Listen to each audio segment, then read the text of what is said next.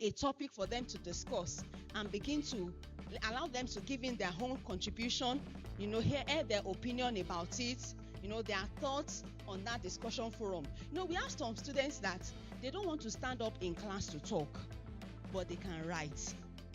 Once we have such discussion forum, it's an opportunity for them to write and contribute significantly to the discussion, and then you score them.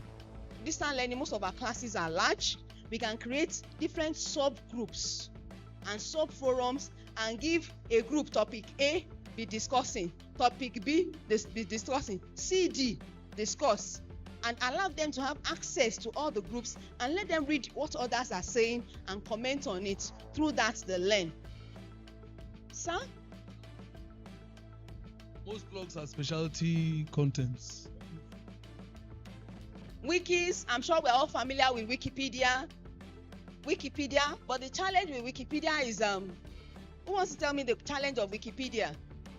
Anybody can write anything there. It is porous, it is no man's land. The focus is assessment for learning. That is, when your students are being assessed, through the process of the assessment, they are also learning. Meanwhile, the traditional one we do is assessment of learning. I am the teacher. I have taught you A, B, C, and D. Did you learn A, B, C, and D? Or it's only D you learned out of my A, B, C, and D? That's the traditional way.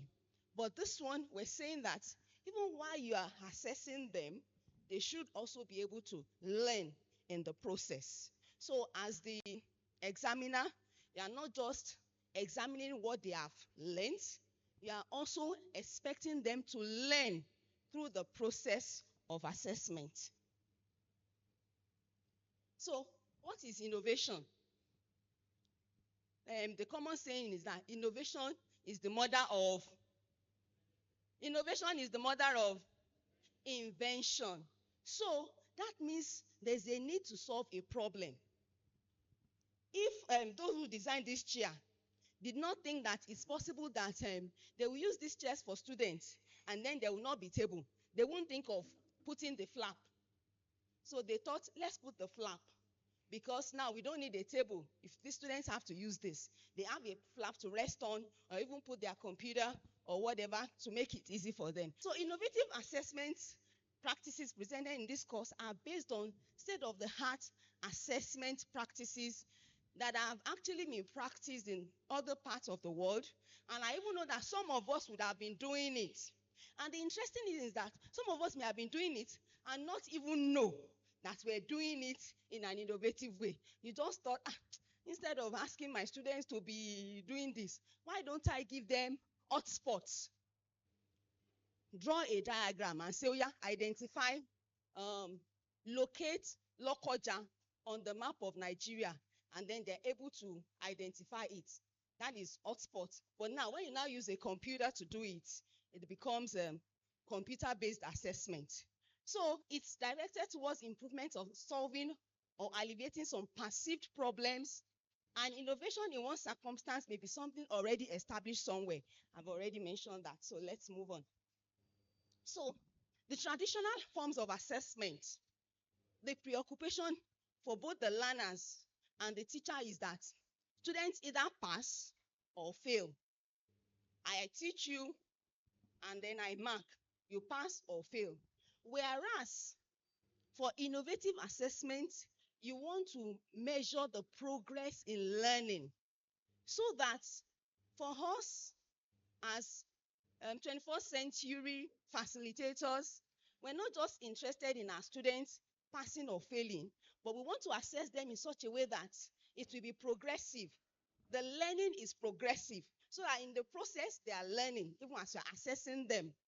Then there's little consideration for individuals in the traditional method. As I said, you just set questions. If it's 2-unit course, how many questions? 2-unit course, how many questions? 5, answer 3. If it's 3 units, 7, answer 5. So you have that. But it doesn't really focus on individuals. Some students may be very good at writing long essays. Some people is just short.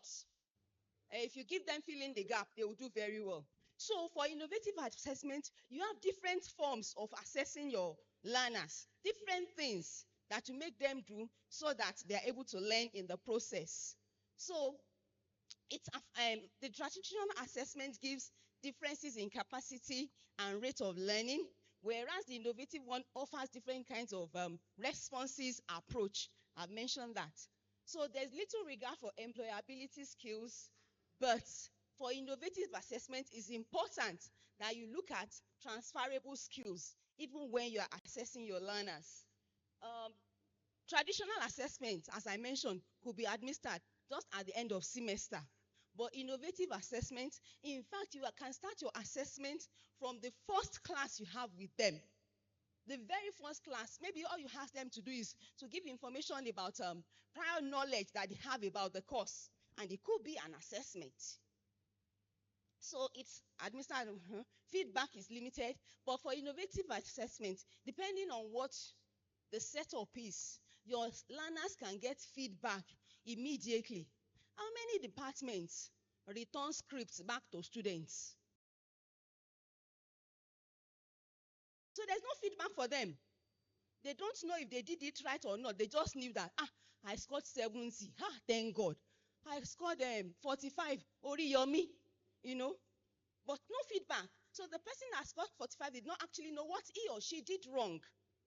And sometimes we have our learners that we think that they have done so well.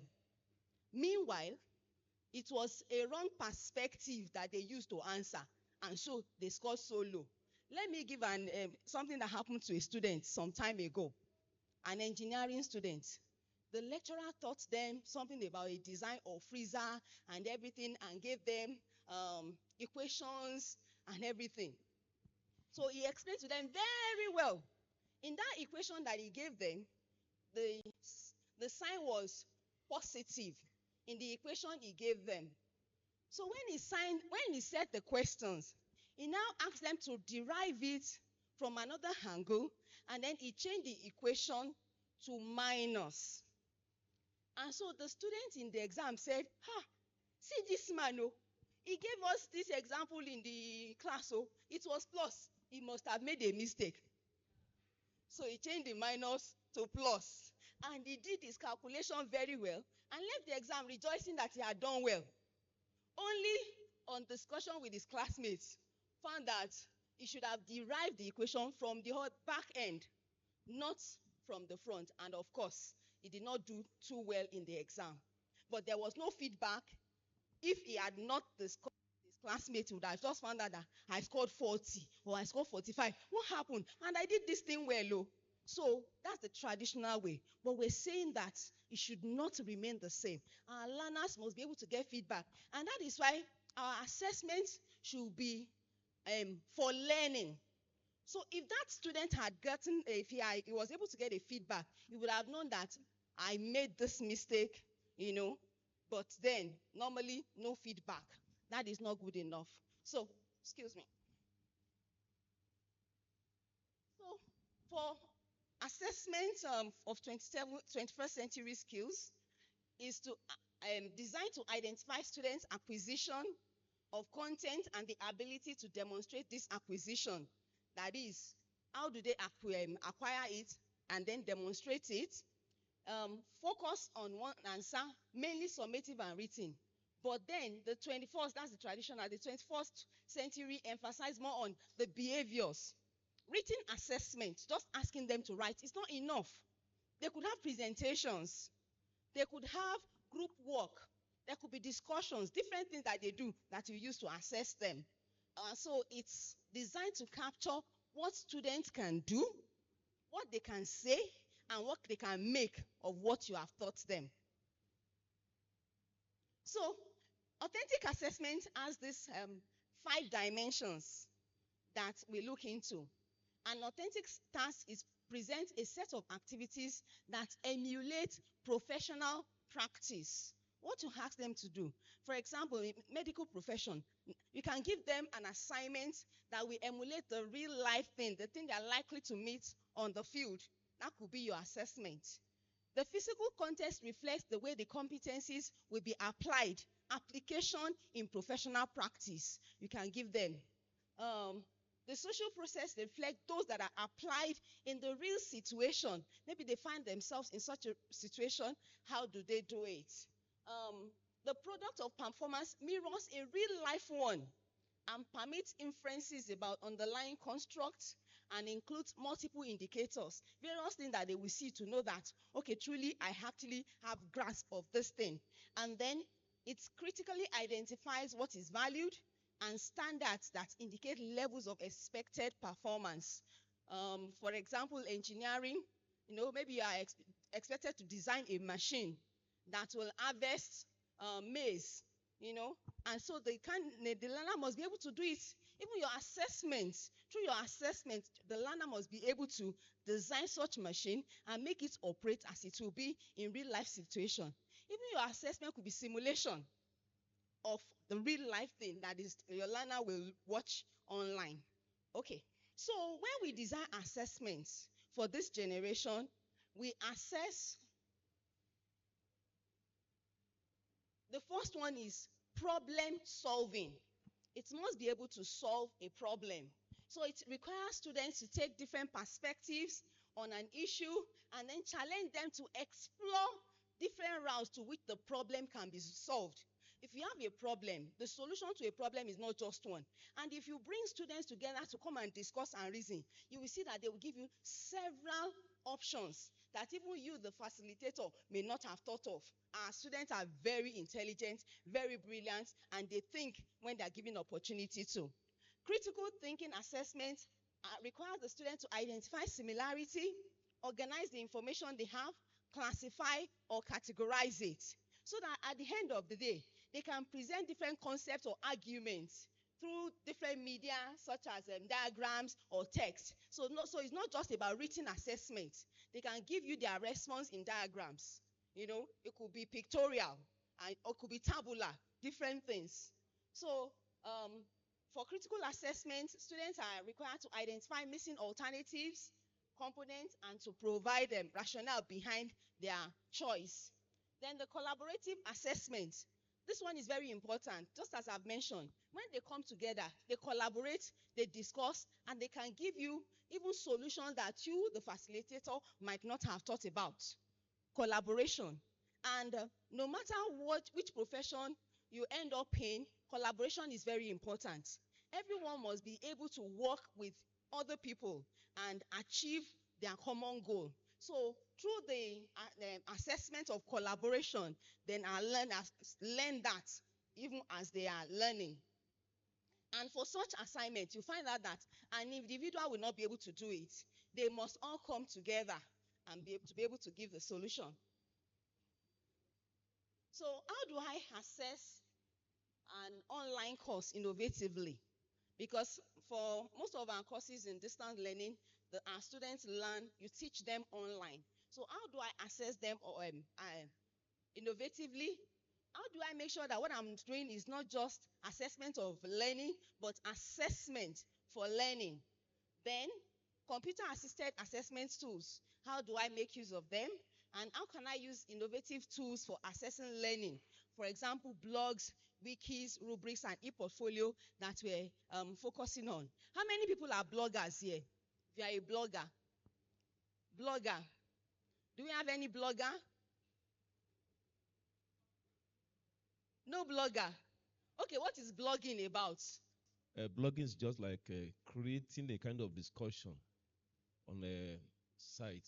Create a website, a kind of web, log a particular discussion, and people now contribute. That's a kind of web logs or whatever, blogging or whatever. Thank you. Who wants to add to that? Once you move, okay, thank you. I may be wrong, but I only see them as people that poke nose into other people's affairs. More often than not, negatively. People poke nosing into other people's affairs, and most of the time, the nose they are poking is negative. Okay, any other person? Blogging. Now, do you know that blogging, Blogging is content creation. It can be negative or positive. Thank you. I was just going to say that it is what you make of it. It is what you make of it. You have a blog, and the information you post on your blog could be constructive, could be useful to people. And that's why you can actually use blogging to assess your students. Because they can create content, they can bring ideas that you might not be able to discuss in class. Of course, since this one is even online most of the time, then they create content that they put on the blog. So they can have individual blogs, and then you review it as the facilitator. How about Wiki? Wiki. I'm sure we're all familiar with Wikipedia. Yes, no, Wikipedia. Nobody knows Wikipedia here. Because you didn't say anything now. Do I say the challenge about Wiki is that anybody that is part of the group can put in any information. Anybody that is part of the group working on the Wiki can put in any information, and it may be right or wrong. And that's why we will not encourage our students to be using Wiki as reference. I'm writing my literature review, and all I am using as my reference is Wiki 2024 and Wiki 2023. No, because sometimes the information in Wiki can even be edited. Somebody puts information, another person comes and edits it. But we can use it for our students. We can use it for our learners. Bring them together as a group. Identify a particular topic. It's very important. The issue of prognosing and the nosy poker thing, it depends. It could be a topic. You have a topic that you want them to discuss. Maybe in the issue area of kinetic, health education, human kinetics. So you have something for them, and then you put a topic for them to discuss or for them to collaborate on. Wiki is also collaborative because everyone has input. Even though they can edit, I can say, I don't know anything about human. Let me go to agriculture. Don't let me go to. So I can say something that soil texture is very important when you want to plant a tree species. And then somebody comes and edits what I have said and said, not exactly. It could say, okay, the particular nutrient is the one that is very important when it comes to tree species, but for arable crops, it's another one. So we could edit whatever we have on Wiki. So the rubrics, it's like a guideline that you use for assessment, so that, and your students also know that you want to use this to assess them. So everybody knows that if I use this guideline that says that I should provide this information, once I am able to do it, then I have my scores. So that students will go out of their way to make sure that they follow the guideline. Any serious student will make sure he follows the guideline to be able to get the optimum score that is available. So we'll look at rubrics in details later as we go on. So we have some activities or resources that are on the learning management system or the module that DLC uses. And some of them are assignments that we can give our students. We could chat, our students could chat on the module, and through that chat, we could assess their chats. They could have feedback. That one, there could be folder where you put resources for them. There could be glossaries where they look at words, the meaning of words, lessons, quiz, and in quiz, there could be many things that could be in the quiz that you give your students. Book, course, webinar, that they could make presentations, or they could watch file forum. They could have group discussions on the forum. And H5P page SCORM. That's just for quiz, fill in the blank, multiple choice.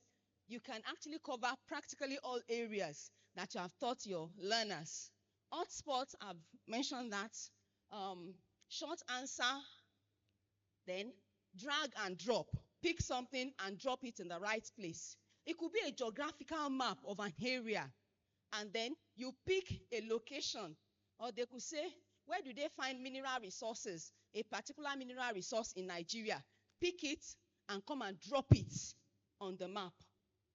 That's another way of assessing. This is an example of a blog, a free publication from creators of The Teaching Professor.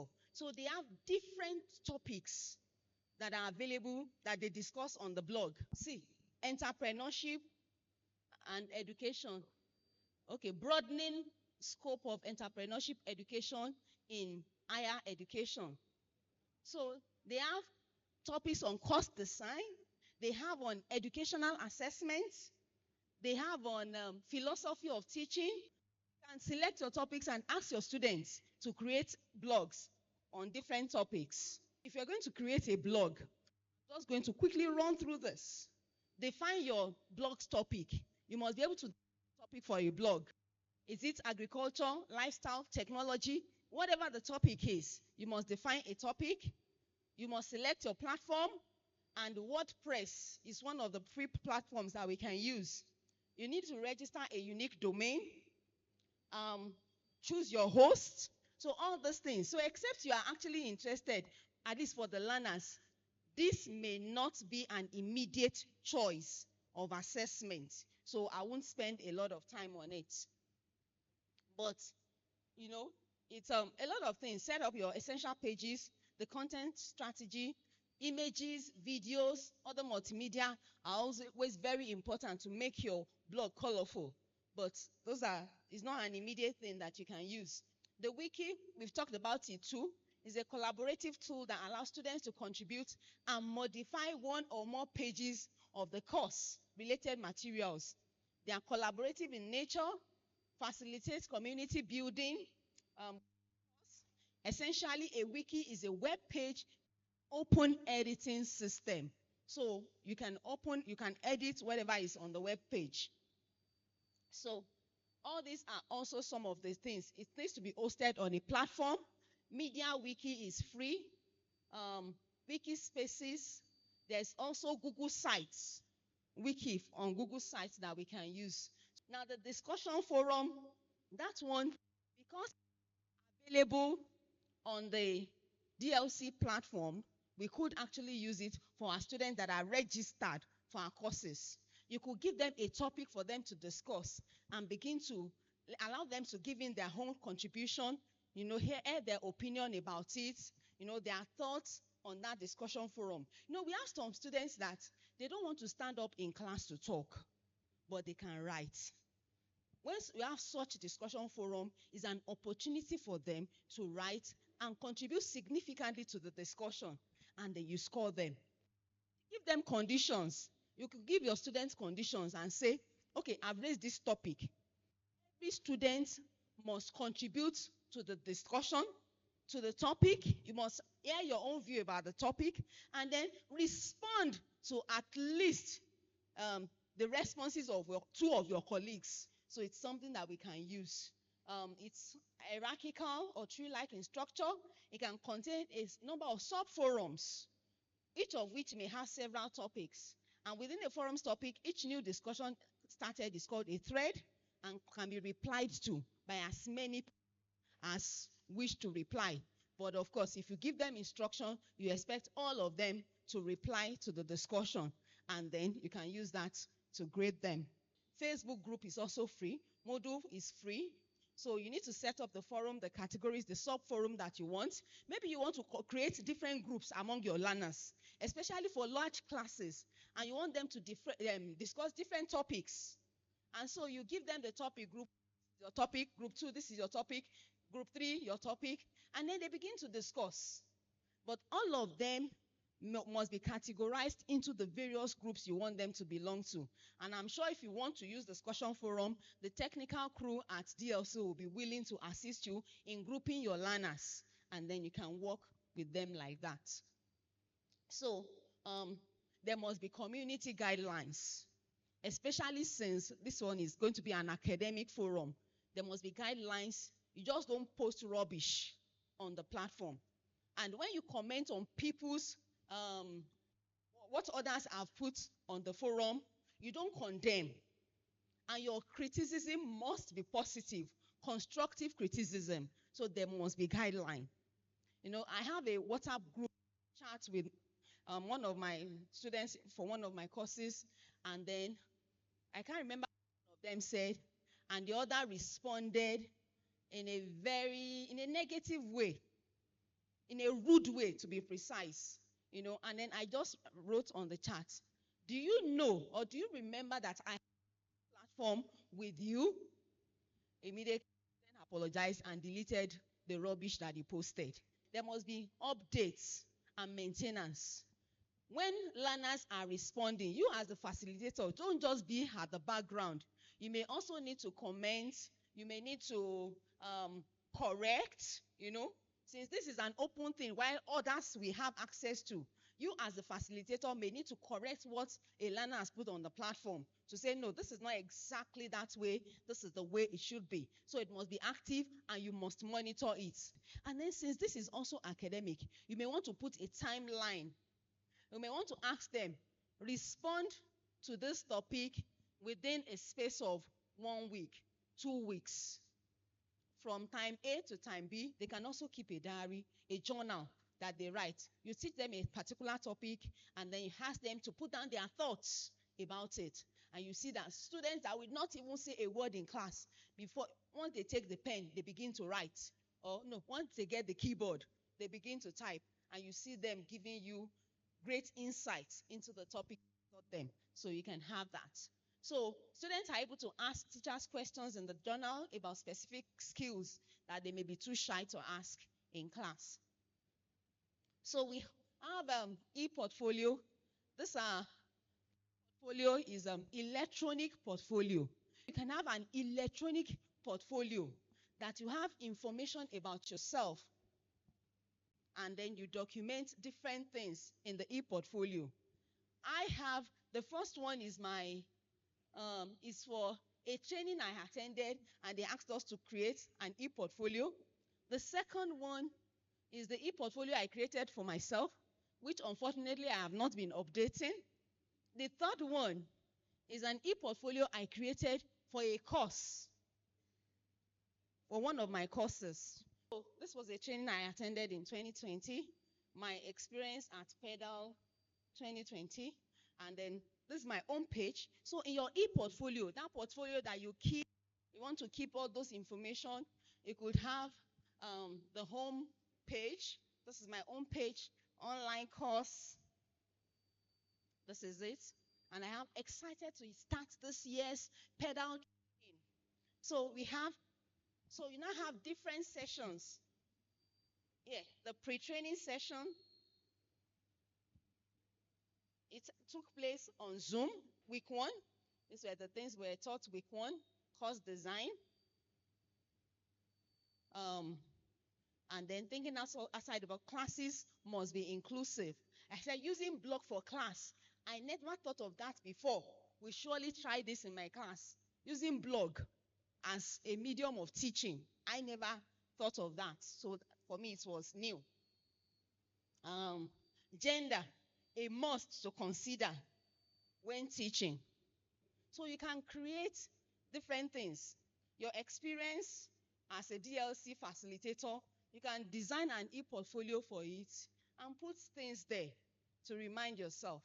If by the time I'm to present my inaugural now, and they have, I want to include pictures, I'll just go to my e-portfolio that is stored online. I have lots of pictures to get from my e-portfolio. I have contacts, if I need to be contacted, my email, my ResearchGate, my WhatsApp number, mobile, my department, all there. I have a link that will take me to University of Ibadan website, will take me to my web page on UI website on my e-portfolio. And then I have more, my research focus, I have conferences that I have attended. So your e-portfolio could serve as an artifact of several information that you can keep. How many people have a Gmail account? Okay, so let's go to that drive.google.com. So we click on new. So from new, go to more and then Google Sites. Google Sites and click on the site. We seem to have more people getting it on this side.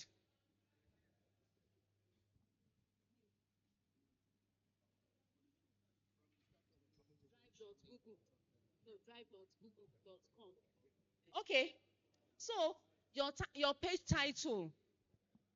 What do you want your page title to be? Just type whatever you want your page title to be.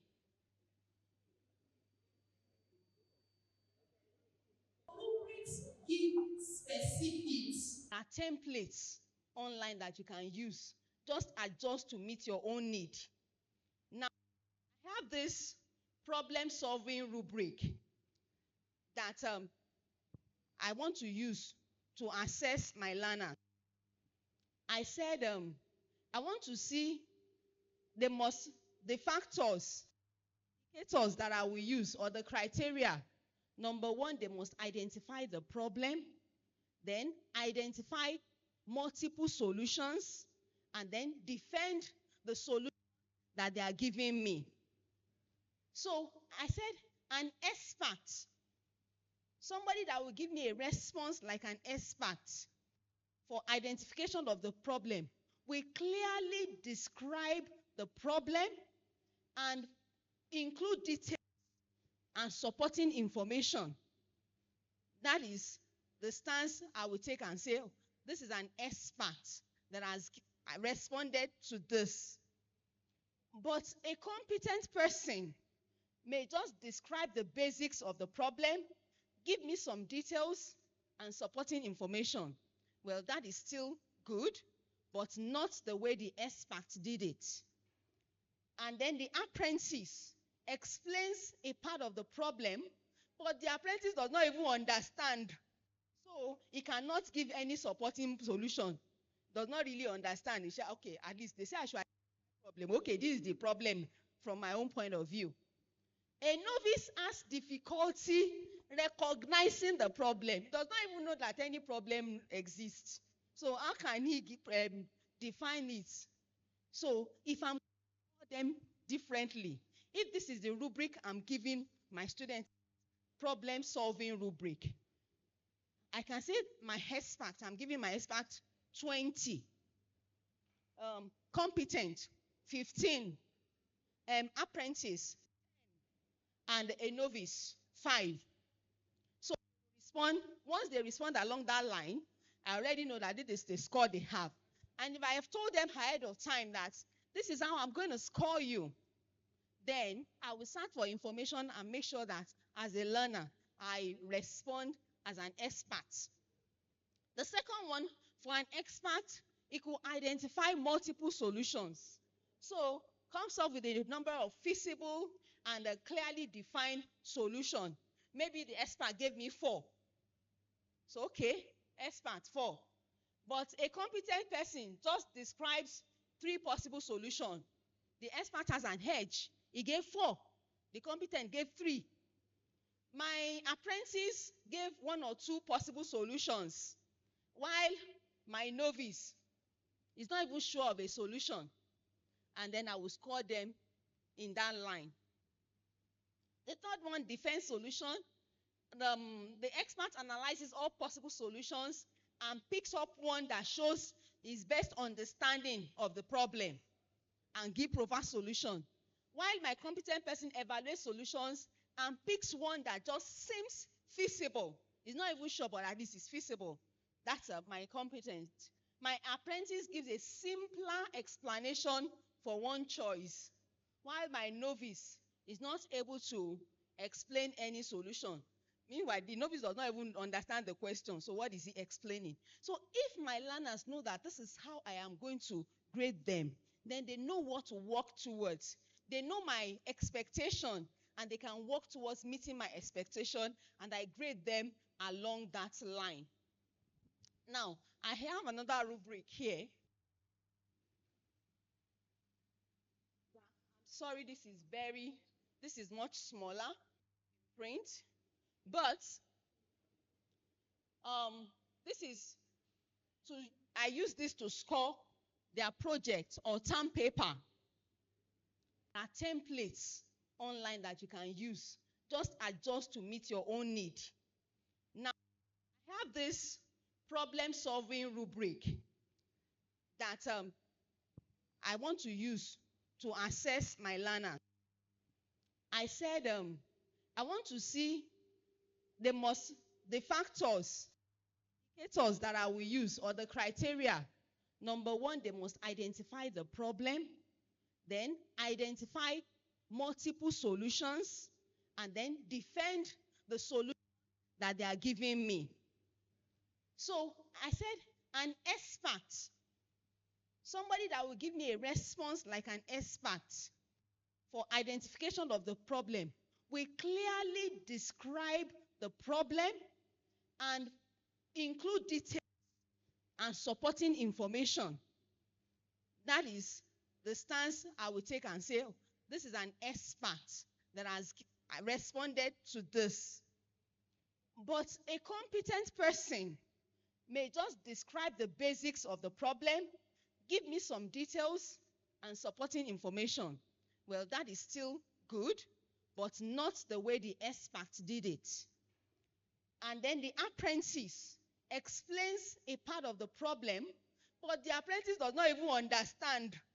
So he cannot give any supporting solution. Does not really understand. He said, okay, at least they say I should identify the problem. Okay, this is the problem from my own point of view. A novice has difficulty recognizing the problem. He does not even know that any problem exists. So how can he define it? So if I'm them differently, if this is the rubric I'm giving my students, problem-solving rubric, I can say my expert, I'm giving my expert 20. Competent, 15. Apprentice, and a novice, 5. So once they respond along that line, I already know that this is the score they have. And if I have told them ahead of time that this is how I'm going to score you, then I will search for information and make sure that as a learner, I respond as an expert. The second one, for an expert, it could identify multiple solutions. So comes up with a number of feasible and a clearly defined solution. Maybe the expert gave me 4. So okay, expert 4. But a competent person just describes 3 possible solutions. The expert has an edge. He gave 4. The competent gave 3. My apprentice gave 1 or 2 possible solutions, while my novice is not even sure of a solution. And then I will score them in that line. The third one, defense solution. The expert analyzes all possible solutions and picks up one that shows his best understanding of the problem and give proper solution. While my competent person evaluates solutions and picks one that just seems feasible. He's not even sure, but at least it's feasible. That's my competent. My apprentice gives a simpler explanation for one choice, while my novice is not able to explain any solution.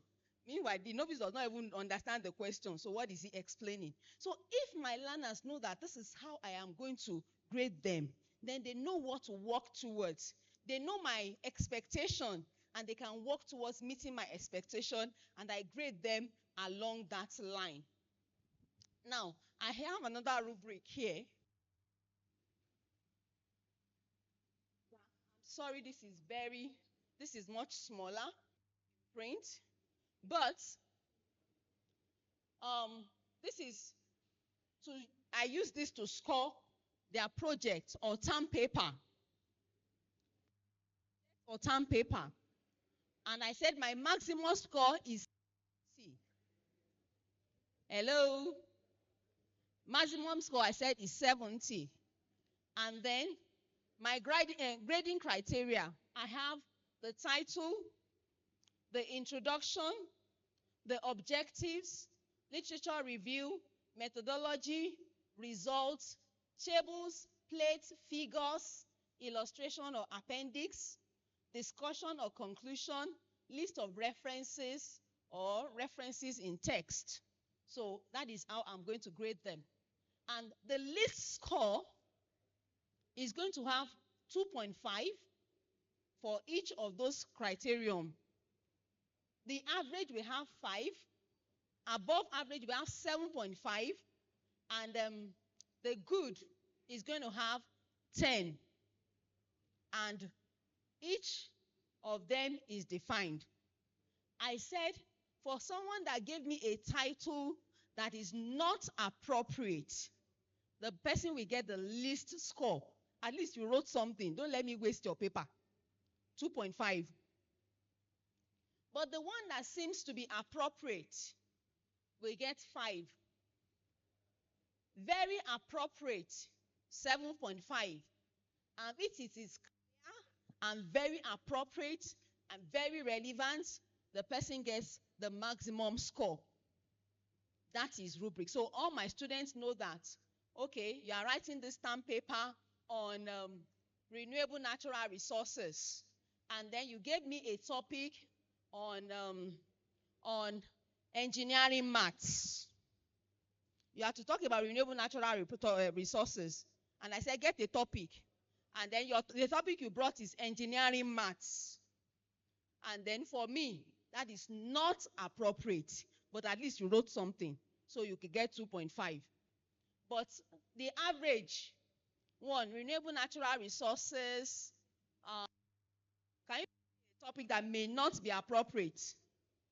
Too appropriate, just appropriate, not fantastically. I need a topic that I will score 5. Anybody talking? I need a topic that I will score 5. I'm waiting. Yes, ma'am. You mean the topic can be any course? It can be anyone. Okay. Processes of community development. Processes of community development. In what area is that? It's under social work. So, processes of community development. I'm not sure if we say that is appropriate for renewable natural resources. So I will score you 2.5. I will score you 2.5. Do you understand? Do you get the gist? Do you understand what we're trying to say? So your students can bring, you give them term paper and ask them to write on renewable natural resources, and then they are bringing topics that are way off. You already have the rubric that you use to guide them. So the one that is totally way off, 2.5, at least you appropriate, we get to 5. Very appropriate, 7.5. Very clear, very appropriate. The candidate gets 10. And that is how you move on down with the criteria. So, another one, objectives. No distinction could be made in the stated objectives. Some level of distinction. Distinction among objective is apparent. Objective is distinct and clear and progresses as it should. Then you give the student the appropriate score. The same thing for literature review or methodology. Students bringing methodologies that are not appropriate, then they will not have the maximum score. But you will grade based on what they have submitted. So this helps a lot if we can establish this even before the students come to class or before they have the exam or the write-up. Tables, plates, pictures, illustrations, appendices. In my own field, pictures are very important. Illustration is very important. Carry out, you are planting some seedlings and you want to compare the treatment that you have given them. I would be happy if you give me pictures of treatment A and treatment B so that I can see and compare. And so for me, if I'm going to score, pictures are very important in your submissions. So if I already tell them, please include pictures. If you include pictures, you'll be scored based on what you have submitted. But if you include pictures that are appropriate, that are clear, some students will submit pictures that are not clear, that you can't even make any sense out of it. They will be scored likewise. So the same thing. And then let me go to list of references or discussion and conclusion. Let me look at that. Discussion and conclusion. Sometimes some students discuss not even make sense. So if your discussion does not make sense, you are also scored based on what you have written. And then references. Some students, we have this list of references at the back, but a quarter is not in text. You score them appropriately. But these are guidelines that should have given them even before they write. So they know your expectations and they can work based on your expectations. Yes, let's listen to the gist. Rubric is not something we now hide. It's not something we should hide away from the students. The major thing that we are now encouraged to do is let people know the effort they will put for them to have an excellent grade. Do not keep the criteria of having an outstanding student to yourself. Let them know from the onset that if you do this, I'm going to give you distinction. If you do this and do this, you will get this. So, when you are posting a forum, you would indicate ability to indicate if you have taught them 5 points in a particular area. If you list the 5 points, that means you are getting all of them. If you list 5, get all of them. If you state the characteristics, well-stated characteristics, for each one characteristic, you get 2. For each one, you get 2. And if you have asked them to mention 3, and they are able to state the 3, they should be able to get an excellent grade. Thank you very much. Very much. When we are looking at regular, teaching and marking, ideally we will not give our student a marking guide. So when you are looking at the regular teaching method, you don't give your student the marking guide. But when you look at this rubrics, it's a guide, but not like a direct, marking guide now. Now the essence is for them to be able to learn where you are assessing them. So we should not have the idea that once you give them this, then they know what is expected from them. But rather, they are learning while you are assessing them. Remember when we started, we were talking about not just assessment of learning, but assessment for learning. So a student that will take extra time to make sure that he gives me the most appropriate answer because he already has the guide.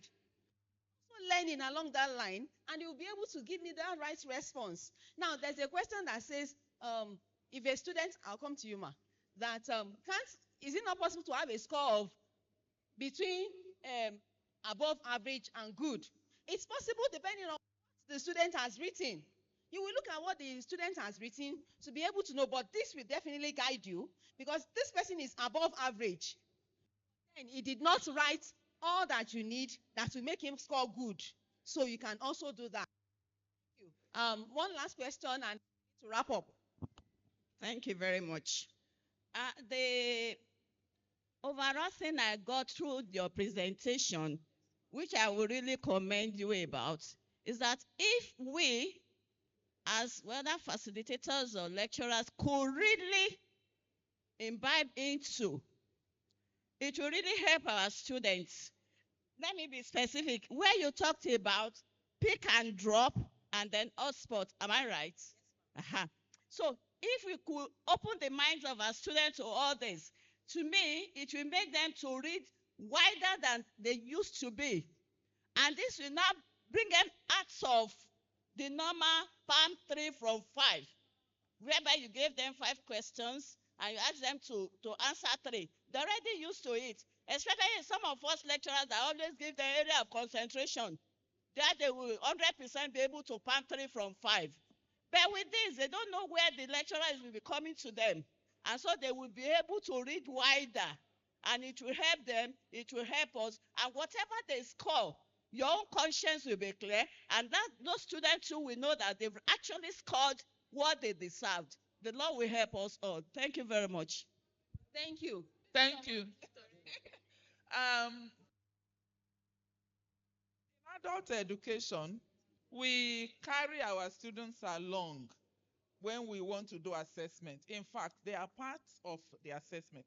Is there anything wrong in printing out this rubric and then giving them to study so that, okay.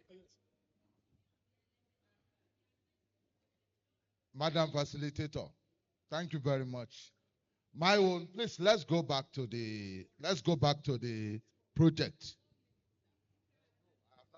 Now, I want to be particular about references. You said here for the student to score 10, references must be distinct, well cited, and fully appropriate for the topic of interest. Now, supposing the student now ask me, sir, what are references that are distinct? How do I know that these references are distinct? How do I know if references are well written? What guide will you say you understand? Yes, sir. The university has the style of writing of references. So if my students write as they should, that is part of the mark. And then it's part of what you are saying, that it may be above average but not up to good. So some things may just be wrong, that you not say, okay, I'm giving you all the good, but you are above average. So we still need to use our discretion. This thing is not cast in iron, but it's a guide for both the facilitator and the students to be able to make sure that we bring out the best that we can in our students. So if students know that this is what I am asking, I expect you to arrange your references, as they should be, vertical order, in or out of brackets, some size, some not. Then they will do it. A serious student will be able to get the optimum mark that you can give. But one that is careless, the references are not even listed on the list of references, or they are not even within text, then you grade the students appropriately. So that is how it is. So I said, as our conclusion, universities, DLC is online. We need to adopt assessment strategies that is not just one way, multiple ways. Because multiple assessments also allow our students to score better, because each person will be able to work in their line of strength. And then abundant opportunities to innovate beyond the traditional approaches, and so on and so forth. Thank you very much. Please give a round of applause to Professor Akinyele.